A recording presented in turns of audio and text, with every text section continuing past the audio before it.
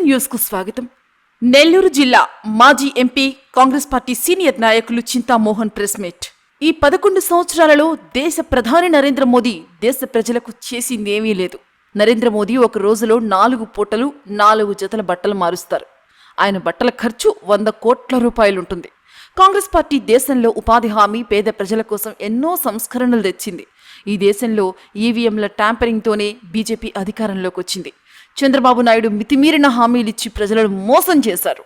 ఉచిత బస్సు కోసం మహిళలు రోజూ ఎదురు చూస్తూ ఉన్నారు. ప్రత్యేక విమానాలలో ప్రయాణం చేస్తూ ప్రజల డబ్బును చంద్రబాబు దుర్వినియోగం చేస్తున్నారు. జగన్మోహన్ రెడ్డి ప్రతిపక్ష హోదా అడగటంలో తప్పులేదు.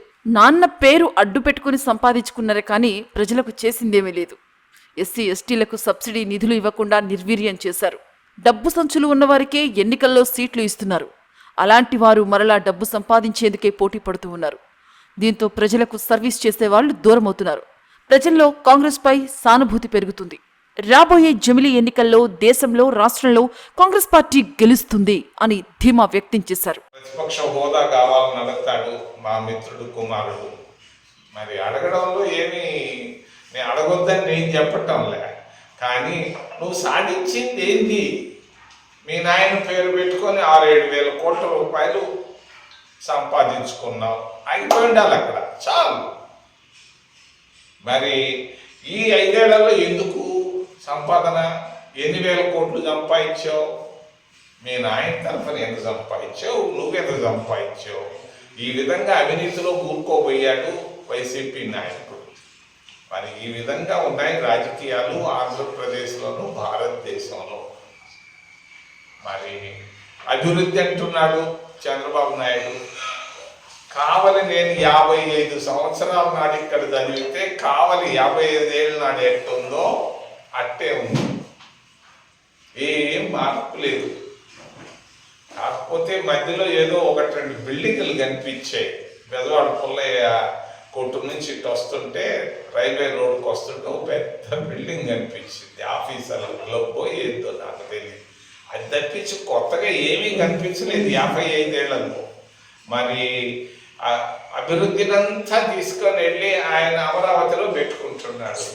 ఎంత ఖర్చు పెడుతున్నాడు? 60,000 కోట్ల రూపాయలు, 50,000 ఎకరాల్లో సంవత్సరానికి 4 సార్లు పంటలు పండే భూమిలో, సారవంతమైన భూమిలో కృష్ణానది ఒడ్డున 60,000 కోట్ల రూపాయలు పెడుతున్నాడు. మరి ఇది మంచి పనా? ఏంటి? ఒక ఆయన ఎవరో ఒక మంత్రి చెప్తున్నాడు, నేను 3 ఏళ్లలో పూర్తి చేస్తానంటాడు. అన్నీ ఉన్నాయి ఆడ. అసెంబ్లీ ఉంది, హైకోర్టు ఉంది, సెక్రటేరియట్ ఉంది. నువ్వు కొత్తగా కట్టే బిల్డింగ్ లేదు, 4 బిల్డింగులు కడతావు, అది పెద్ద అభివృద్ధి? దానివల్ల ఏం ప్రయోజనం? 60,000 కోట్ల రూపాయలు అప్పులు తెచ్చి కడతారా? నువ్వు మందుబాబులు దాగే డబ్బుతో నువ్వు ప్రత్యేక విమానాల్లో బయట దేశాల్లో, బయట ప్రాంతాలకు నువ్వు వెళుతా. మరి నువ్వు అప్పు తెచ్చి ఆడ చేస్తానంటే ఒంగోలు నుంచి కర్నూలు దాకా 10 జిల్లాలు, కొత్త జిల్లాలు వచ్చాయి. ఈ 10 జిల్లాల్లో అభివృద్ధి లేదు. సొంత జిల్లా చిత్తూరులో అభివృద్ధి లేదు. నేను చిత్తూరులో ఉంటే అభివృద్ధి లేదు. మరి ఈ పరిస్థితుల్లో దాన్ని వికేంద్రీకరణ చేయాలి. అభివృద్ధిని వికేంద్రీకరణ జరగాలి. 60,000 కోట్ల రూపాయలు ఒక్క దగ్గర ఖర్చు పెట్టకుండా ప్రతి జిల్లాకి 4-5 కోట్లు ఏమవుతుంది? 50,000 కోట్లు ఉన్నాయి. ఒక 10,000 కోట్లు అక్కడ పెట్టుకో, మరి అమరావతిలో పెట్టుకో. మిగిలిన 50,000 కోట్లు శ్రీకాకుళం నుంచి రాజమండ్రి దాకా పంచు. మరి ఒంగోలు నుంచి కర్నూలు దాకా ఉన్నాయి. ఈ జిల్లాల్లో పంచకుండా నువ్వు మొత్తం అక్కడ తీసుకోపోయి నిన్ను అడిగేవాడు లేడు. 150 అసెంబ్లీలు వచ్చాయని చెప్పి నీ ఇష్ట ప్రకారంగా చేసుకుంటే ఎట్టయ్యా? ఓ తెలుగుదేశం అధినేత ఎన్టీ రామారావు గారు అల్లుడా, నేను అడుగుతున్నా మిమ్మల్ని, ఆయన్ని కావలి నుంచి అడుగుతున్నా. కావలిలో ఏముంది అభివృద్ధి? ఉదయగిరి అట్టే ఉంది, కనిగిరి అట్టే ఉంది, దర్శి అట్టే ఉంది. మరి ఈ పరిస్థితుల్లో అభివృద్ధి అనేది అన్ని ప్రాంతాలకు వెళ్ళాలి అని నేను డిమాండ్ చేస్తూ ఎస్సీలు, ఎస్టీలు, ఓబీసీలు పరిస్థితి. ఒకప్పుడు దేశంలో అంతరాంతరం ఉండేది. మహాత్మా గాంధీ స్వతంత్రం రాకముందు ఊరు తిరిగాడు. శాతం రిజర్వేషన్లు ఈరోజు వచ్చాయి. కొంత అభివృద్ధి వచ్చింది, నేను కాదంటలేదు. కానీ ఎస్సీలకు ఇచ్చినటువంటి ఎస్సీ ఫైనాన్స్ కార్పొరేషన్ మూసేశాడు జగన్మోహన్ రెడ్డి. తప్పది. దాన్నే మనం ఏమన్నా బడ్జెట్లో మొన్న పెడతాడు అని అనుకున్నాను. Chandrababu Naidu SC finance corporation గురించి నోరే మెదపలేదు. మరి ఎస్సీ పిల్లకాయలు విద్యార్థులు స్కాలర్షిప్లు ఇవ్వటం లేదు. ఎస్సీ హాస్టళ్ళు అధ్వానంగా ఉన్నాయి. ఇది ఎస్సీల పరిస్థితి. కాంగ్రెస్ పార్టీ అధికారంలో ఉన్నప్పుడు ఎస్సీలకు ఇచ్చినటువంటి విలువ పరిస్థితులు ఈరోజు లేవు. అటు వైసీపీలో కానీ ఇటు మరి తెలుగుదేశం ప్రభుత్వంలో కానీ సున్నా అని తెలియజేస్తూ ఎస్టీల పరిస్థితి అధ్వానంగా ఉంది. ఒక్క ఉద్యోగం లేదు కేంద్ర ప్రభుత్వం నుంచి కానీ రాష్ట్ర ప్రభుత్వం నుంచి కానీ. మరి ఓబీసీలు కాంగ్రెస్ పార్టీ 27% భారత రాజ్యాంగాన్ని సవరించి ఓబీసీలకు రిజర్వేషన్లు ఇచ్చింది సోనియా గాంధీ, మన్మోహన్ సింగ్. మరి వాళ్ళు చదువుతున్నారు. ఉద్యోగాల్లో ఎక్కడ ఒక ఉద్యోగం ఇస్తే కదా కాంగ్రెస్ పార్టీ ఇచ్చినటువంటి ఉద్యోగాలతో ఫుల్ స్టాప్ పెట్టేశారు. తర్వాత లేదు. మరి ఎస్సీ ఎస్టీ ఓబీసీలు మైనారిటీల పరిస్థితి అధ్వానంగా ఉంది. ఒక్క మైనారిటీ నాయకుడు కూడా హ్యాపీగా లేడు. మైనారిటీల పరిస్థితి చాలా అన్యాయంగా ఉంది. మరి ఈ పరిస్థితుల్లో ఆంధ్రప్రదేశ్ రాష్ట్రం కావని మరి పక్క జిల్లాలు భారతదేశం ఉందని తెలియజేస్తూ ఏదైనా ప్రశ్నలు ఉంటే అడగమని మేము మన చేతులు ఎత్తి ప్రార్థిస్తాం. ఆయన బిడ్డలు ముట్టేదని మరి ఆయనకు ఉన్నటువంటి 10,000 డ్రెస్సులు ఖరీదు 100 కోట్ల రూపాయలు. ఇది భారతదేశ ప్రధానమంత్రి. మరి 11 సంవత్సరాల్లో వారు ఏం చేశారు? మన్మోహన్ సింగ్ గురించి చెప్పొచ్చు. ఆర్థిక సంస్కరణలు తీసుకొని వచ్చాడు, ఉపాధి హామీ తీసుకొచ్చాడు, మరి ఓబీసీలకు రిజర్వేషన్లు ఇచ్చాడు. ఈ విధంగా ఎన్నో మంచి పనులు చేశాడు. విద్యా హక్కు తీసుకొచ్చాడు. భారతదేశ ప్రధానమంత్రి ఈ రోజు వరకు ఏం చేశాడు? భారతీయ జనతా పార్టీ పేదవాళ్ళకి ఏం చేసి? ఇది భారత పార్టీ బీజేపీ పార్టీ సాధించినటువంటి గొప్ప ఘన విజయం. అయితే మీరు అనవచ్చు అన్ని ఎలక్షన్లు గెలుస్తున్నారని. అదంతా ఈవీఎంల ద్వారా గెలుస్తున్నారు. అనుమానమే లేదు లేదు లేదు లేదు. మరి ఇంకొకటి కూడా దేవుణ్ణి ఉపయోగిస్తున్నారు ప్రతిదానికి. దేవుడు అనేవాడు దేవుడు ఉన్నాడు. అందరికీ దేవుడే. పేదవాళ్ళకి దేవుడే, కోటీశ్వరులకి దేవుడే, ప్రతిదానికి దేవుడు. అదేదో ప్రయాగరాజ్ అంటాడు, అక్కడ జనాలు దోపుతారు, రైడ్లు వేస్తారు. దేవుడు ఉన్నాడు, అనుమానం లేదు. కానీ ఈ పేదరికం రాత్రి అర్ధరాత్రి ఎప్పుడు రాత్రి నేను పొద్దున్నే నిద్ర లేచి టీవీ పెడితే టీవీలో గట్టిగా అరుస్తున్నారు. ఏమని? ఒక ఆయన చంద్రశేఖర్ రెడ్డి, ఒక లెక్చరరు, ఆయనకు ఒక కొడుకు, ఒక కూతురు, భార్య. మరి ఉద్యోగం లేక నిరుద్యోగంతో బిడ్డలకి విషం ఇచ్చి చంపేశాడు. 15 ఏళ్ల కూతురు, 9 ఏళ్ల కొడుకుని చంపేసి భార్య భర్త ఇద్దరు 2 ఫ్యాన్లకి ఊరేసుకొని చచ్చిపోయాడు. పొద్దున్నే లేస్తే అది న్యూస్. ఎందుకు? కారణమైంది నిరుద్యోగం. నిరుద్యోగంని ఏమాత్రం కనీసం కావల్లో 10 మంది పిల్లకాయలకి 10 సంవత్సరాల్లో ప్రభుత్వ ఉద్యోగాలు వచ్చాయా? నేను అడుగుతున్నా సూటిగా. 10 మందికి కేంద్ర ప్రభుత్వంలో 10 మంది కన్నా ఉద్యోగాలు వచ్చాయా? ఏ ఒక్క దాదాపు 5-10 బ్యాంకులు ఉన్నాయి ఇక్కడ, పెద్ద బ్యాంకులు. కనీసం ఒక 10 మంది అన్నా బ్యాంకుల ద్వారా బాగుపడ్డట్టు ఏమన్నా ఉందా ఈ 10 సంవత్సరాల్లో? ఏం జరుగుతా ఉంది భారతదేశంలో? ఎందుకు అడగలేకపోతున్నారు? మరి రాష్ట్ర పరిస్థితి చంద్రబాబు నాయుడు, ఆయన కాంగ్రెస్లో ఉన్నాడు, నేను కాంగ్రెస్లో ఉన్నాం. ఆయన అదృష్టం ఎన్టీ రామారావు అల్లుడయ్యాడు, ముఖ్యమంత్రి అయ్యాడు, 14 ఏళ్ళు పరిపాలించాడు. మొన్న మళ్ళా అధికారంలోకి వచ్చాడు. వచ్చిన తర్వాత ఎవరు పోయి ఆయన పోయి బతిరాడలేదు, వాగ్దానాలు చేయమని. చేశాడు, వాగ్దానాలు చేశాడు. ఆడవాళ్ళందరికీ ఆర్టీసీ బస్సు ఎక్కిస్తా అన్నాడు. అందరూ చూస్తున్నట్టు, తిరుపతిలో కాదు, నెల్లూరులో కాదు, గూడూరులో అన్ని ఆడవాళ్ళంతా బస్సు పోతుంటే బస్సు ఎట్టా చూస్తున్నారు. బస్సులో మనం ఎప్పుడు ఎక్కుతామా అని చూస్తున్నారు. బస్సుల్లో ఎక్కలేదు. దాదాపు 10 నెలలు అయిపోయింది. మరి ప్రతి ఆడబిడ్డకి 1500 రూపాయలు ఇస్తా అన్నాడు ప్రతి నెల. ప్రతి ఆడ మహిళకి. మరి ఈరోజు 10 నెలలు అయిపోయింది అంటే ప్రతి మహిళకు 15,000 రూపాయలు రావాలి. ఈ రోజు వరకు 15,000 రూపాయలు కాదు కదా, 15 పైసలు రాలేదు. రైతు బంద్ అన్నాడు, రైతులకి 10,000 20,000 ఇస్తా అన్నాడు, 9 పైస పడలేదు. మరి చెప్పిన మాట తప్పాడు. ప్రజలు దాని మనసుల్లో నుంచి దూరం అవుతున్నాడు చంద్రబాబు నాయుడు. మధ్యలో కూడా కావాలని కూర్చున్నట్టుగా విన్నాను నేను. మొన్న అక్కడెక్కడో మొన్న ఊరికి కూడా పోయినాడు అనుకుంటా. మరి ఉన్న వాస్తవం ఏంటంటే పేదవాళ్ళు, మధ్యతరగతి కుటుంబాల వాళ్ళు మద్యాన్ని సేవిస్తున్నారు, తాగుతూ ఉన్నారు. దాంట్లో నుంచి ఒక్క కావలి టౌన్ చుట్టుపక్కల నుంచే దినానికి 2 కోట్ల రూపాయల రెవెన్యూ వస్తూ ఉంది ప్రభుత్వానికి. 2 కోట్ల రూపాయల రెవెన్యూ. మరి నెలకి వచ్చే 60 కోట్ల రూపాయలు మరి కావలి టౌన్ చుట్టుపక్కల నుంచి వస్తాం. దీంతో ఆయన ఈ డబ్బుతో, ఈ రెవెన్యూతో ఆయన హెలికాప్టర్లో తిరుగుతూ ఉన్నాడు ముఖ్యమంత్రి గారు. నెలకు ఒక్కసారి కాదు, 2-3 రోజులకు ఒకసారి ఢిల్లీకి వెళ్తున్నాడు, పెళ్లికి వెళ్తున్నాడు. పెళ్లికి వెళ్ళేటప్పుడు ఏమన్నా మామూలు విమానంలో పోతాడా? కాదు, లక్షల రూపాయలు ఖర్చు పెట్టి ప్రత్యేక విమానాల్లో వెళుతున్నాడు, వస్తున్నాడు. ఏమి లాభం?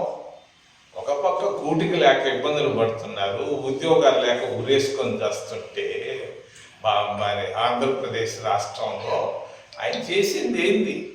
చేయబోయేది ఏంటి? కావలికి రావడం జరిగింది, ఇదే ప్రెస్ క్లబ్కు. నాకు అనిపించింది ఈరోజు కావలి ఖచ్చితంగా రావాలి, మీతో మాట్లాడాలి, దేశ రాష్ట్ర రాజకీయాల గురించి మీకు చెప్పాలన్న ఉద్దేశంతో రావడం జరిగింది. ఈరోజు ముఖ్యంగా 3 విషయాలు మీ ముందు ప్రస్తావించాలనుకుంటున్నాను. ఒకటి రాజకీయాలు, రెండవది రాష్ట్ర అభివృద్ధి, మూడవది ఎస్సీ, ఎస్టీ, ఓబీసీ మైనారిటీల సంక్షేమం, అభివృద్ధి, నిరుపేదల అభివృద్ధి.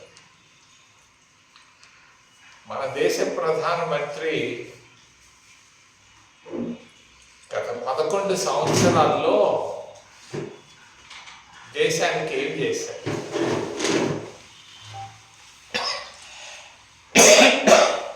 నాకైతే కళ్ళకేమి కనిపించటం లేదు ఎక్కడ.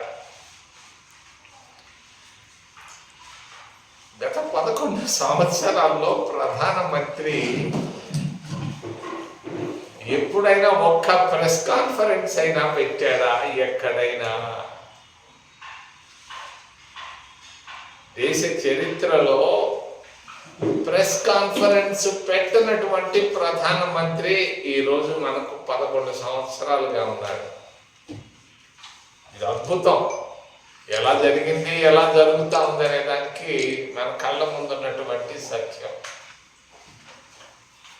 ప్రధానమంత్రి గారు, నేను చూశాను మన్మోహన్ సింగ్ని, పివి నరసింహారావుని, దేవగౌడ, వీళ్ళందరినీ చూసాం. మనందరం వాజ్పేయిని కూడా చూసాం.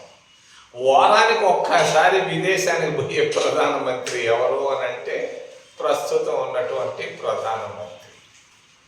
విదేశాలకు వెళ్తున్నారు, సంతోషం. ఏమి సాధిస్తున్నాడు? వెళ్తున్నాడు, వస్తున్నాడు. వెళ్ళే ముందు సంతోషం, వెళ్ళొచ్చు, రావచ్చు. వచ్చిన తర్వాత విదేశానికి వెళ్ళి ఏమి సాధించాడు అన్న విషయాన్ని గురించి ఇప్పటిదాకా ఎవరికీ తెలీదు. మరి నాకైతే 10 జతల గుడ్డలు ఉన్నాయి, చొక్కాలు 10 చొక్కాలు 10 ప్యాంట్లు. మీకు కూడా దాదాపుగా 10 చొక్కాలు 10 ప్యాంట్లు ఉండొచ్చు. భారతదేశ ప్రధానమంత్రికి 10,000 జతల గుడ్డలు ఉన్నాయి, చొక్కా ప్యాంట్లు 10,000. మీరే చూడొచ్చు. ప్రతిరోజు పొద్దున వేసిన చొక్క మధ్యాహ్నం వేయడు, మధ్యాహ్నం వేసిన చొక్క సాయంకాలం వేయడు, మళ్ళీ రాత్రి. అంటే దినానికి 4 సార్లు బట్టలు మార్చుతున్నాడు. మార్చుకోవచ్చు. ఈ నిరుపేద దేశంలో దినానికి ఒక్క పూట కూడా భోజనం లేనటువంటి ప్రాంతంలో, భారతదేశంలో ఒక పక్క నిరుపేదలు ఆకలితో అయ్యో రామచంద్ర అని అరుస్తుంటే, ఒక పక్క భారతదేశ ప్రధానమంత్రి 10,000 జతల డ్రెస్సులు పెట్టుకోవడం, ఒక్కొక్క జత కుట్టుకూలి 10,000 రూపాయలు. మొదలుపెట్టి 150 సంవత్సరాలు అయింది. 150 సంవత్సరాల్లో స్వతంత్రాన్ని దేశానికి తీసుకొని వచ్చాం, ప్రజాస్వామ్యాన్ని దేశంలో తీసుకొని వచ్చాం, సమానత్వాన్ని తీసుకొని వచ్చాం, పత్రికా స్వేచ్ఛనిచ్చాం, మరి అంతేకాదు వాక్ స్వాతంత్రాన్ని ఇచ్చాం, మరి దేశంలో మంచి భారత రాజ్యాంగాన్ని తీసుకొచ్చాం. ఇన్ని చేసిన తర్వాత మాలో కొన్ని పొరపాట్లు జరిగాయి. మేము 75 సంవత్సరాల స్వతంత్ర భారతదేశంలో దాదాపుగా 50 సంవత్సరాల పైన అధికారంలో ఉన్నాం. మరి మేమే ఒక చిన్న పొరపాట్లు చేసాం. ఈవీఎంలు మేము ఎవరో తీసుకురమ్మలేదు, మేమే తీసుకొని వచ్చాం. మరి ఈవీఎంలు తీసుకొని వచ్చి పెట్టిన తర్వాత చేతికి కర్రనిచ్చాం. వాళ్ళు భారతీయ జనతా పార్టీ, మోడీ గారు, మిగిలిన పెద్ద నాయకులు ఆ కర్ర తీసుకొని మమ్మల్ని భుజాల పైన కొడతా ఉన్నారు. మరి ఈవీఎంలతో వాళ్ళు గెలుస్తున్నారే కానీ సొంతంగా ఓట్లు పడటం లేదు. దీంట్లో మాత్రం పూర్తి ఆధారాలు మా దగ్గర ఉన్నాయి. రెండోది ఏంటంటే వాళ్ళ ఐడియాలజీ, మా సిద్ధాంతాలు సెక్యులరిజం, సోషలిజం, డెమోక్రసీ ఇన్ని పెట్టుకుంటే వాళ్ళ సిద్ధాంతం ఒకటే ప్రయాగరాజ్ అయోధ్య. దేవుడి పేరు చెప్పి ఈవీఎం పేర్లు పెట్టి ఓట్లు వేయించుకుంటున్నారు, లేకపోతే చిన్న అలయన్స్లు మేకప్లు చేస్తున్నారు. మేము తప్పులు మేము చేయటం లేదు, చెయ్యం కూడా. మేము కొన్నాళ్ళు 10 సంవత్సరాలు అధికారంలో లేము, ఇంకొక 5 సంవత్సరాలు అయినా మాకు ఇబ్బంది లేదు. నేను ఒకటి మాత్రం చెప్పదలుచుకున్నాను మీ అందరికి తెలియని విషయాన్ని. ప్రజల్లో కాంగ్రెస్ పార్టీ పైన సానుభూతి మొదలైంది, అనుమానమే లేదు. సపోర్ట్ ఇచ్చేదానికి రెడీగా ఉన్నారు, అనుమానమే లేదు. మాలో ఉన్నది ఏంటంటే మా నాయకులు ఇళ్లలో కూర్చొని బయటికి రావటం లేదు. ఒక్కరన్నా 2 అయినా అంటే మళ్ళా చూద్దాంలే, వచ్చే సంవత్సరం వస్తాంలే అని ఆ విధంగా ఉన్నందువల్ల కాంగ్రెస్ పార్టీ ఈ విధంగా ఉంది. ఖచ్చితంగా మేము 2027లో జమిలీ ఎలక్షన్స్ వస్తున్నాయి. చాలా మంది లేదని అనుకుంటుంటారు. ఖచ్చితంగా 2 సంవత్సరాలు ఎన్నికలు రాబోతున్నాయి. పార్లమెంట్కి, అసెంబ్లీకి ఖచ్చితంగా కాంగ్రెస్ పార్టీ కేంద్రంలోనూ రాష్ట్రంలో కూడా, నేను చెప్తున్నాను ఆంధ్రప్రదేశ్ రాష్ట్రంలో కూడా మేము రావడం ఖాయం అని తెలియజేస్తున్నాం. మరి ఈ కావల్లో ఒక పని చేస్తారు, కనిగిరిలో ఇంకో పని చేస్తారు. కనిగిరిలో అడిగేవాళ్ళు లేని దగ్గర వాళ్ళు ఓట్లు వేసుకుంటారు. కావల్లో అడుగుతారయ్యా, ఇక్కడ కొంచెం కమ్యూనిస్టు భావాలు ఎక్కువ ఉన్నాయి ఇక్కడ అనుకున్న దగ్గర చాలా పెద్ద మనుషుల్లా కనపడతారు. మరి అదేవిధంగా తమిళనాడులో చేయలేరు వాళ్ళు, మరి కేరళలో చేయలేరు, అండమాన్స్లో చేస్తారు, లక్షద్వీప్లో చేస్తారు, మహారాష్ట్రలో కొన్ని ప్రాంతాల్లో చేస్తారు. చాలా తెలివైన వాళ్ళయ్యా వాళ్ళు. ఈవీఎంలు ట్యాంపరింగ్ జరుగుతూ ఉన్నాయి.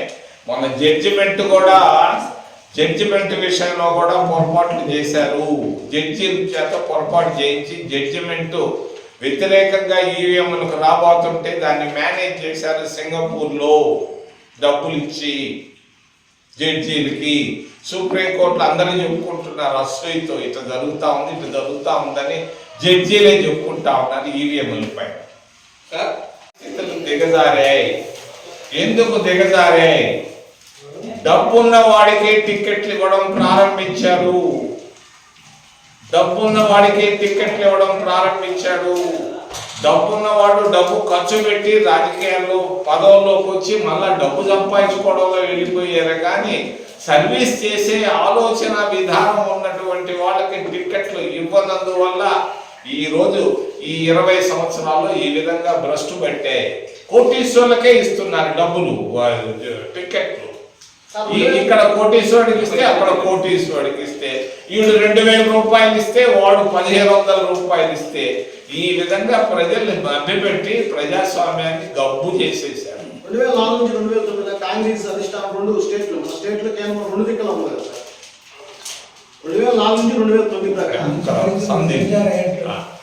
కాంగ్రెస్ ప్రభుత్వము